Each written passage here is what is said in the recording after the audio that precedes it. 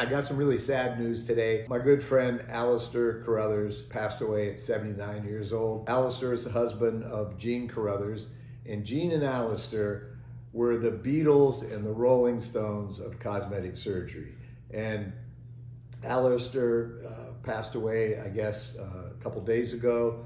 And Gene, you have our most sincere sympathies from me and from April. Alistair Carruthers was just an amazing guy. He was a true gentleman with a British accent, and I used to call him Bond because he sounded like James Bond.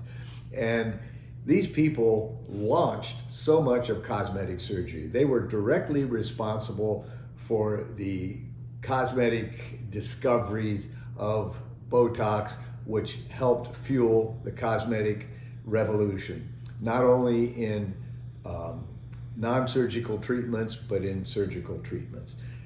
The discovery of neurotoxins and Botox opened the door for people to have a treatment that they never had before, and it became the biggest cosmetic surgery treatment in the entire world.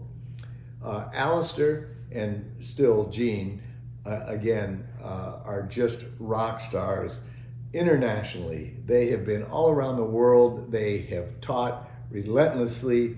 And with the introduction of neurotoxins, this allowed people to come in for these procedures, which led to fillers and enhanced existing cosmetic surgery procedures.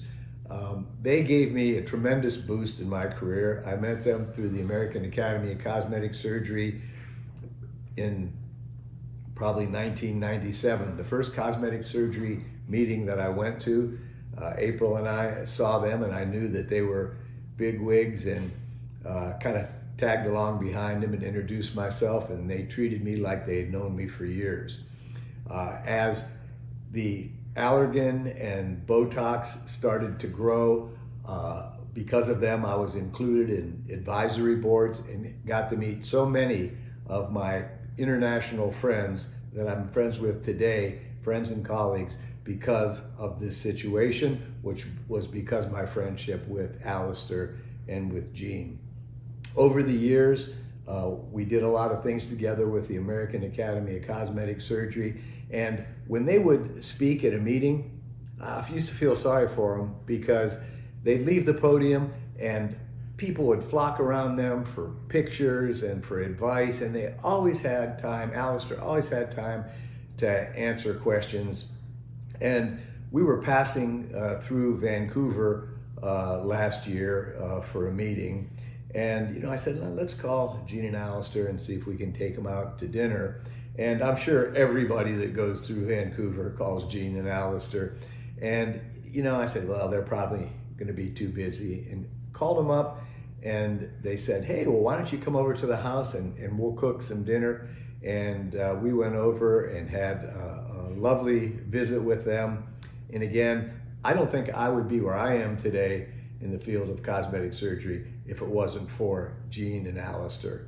And at that time that we went over, I know Alistair probably wasn't feeling well, but they welcomed us into their house, opened some great bottles of wine, and just are amazing friends. And Alistair said that April was the person that taught him how to cut and paste on a computer. So I thought that was pivotal in his life. But Gene, we're so sorry.